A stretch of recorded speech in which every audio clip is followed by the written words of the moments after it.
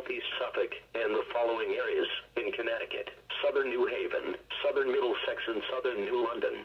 Wind advisory in effect until 2 a.m. Thursday.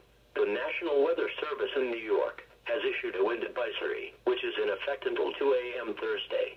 Locations: coastal Connecticut from New Haven east and all of Suffolk County, Long Island.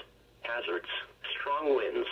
Winds north 25 to 30 miles per hour with gusts up to 45 miles per hour. Timing until 2 a.m. Impacts: strong northerly winds may down power lines and a few trees and make driving difficult on elevated roadways and bridges.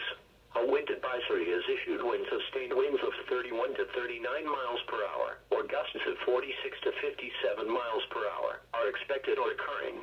Winds this strong can make driving difficult, especially for high-profile vehicles. Use extra caution. Here is the latest weather map discussion.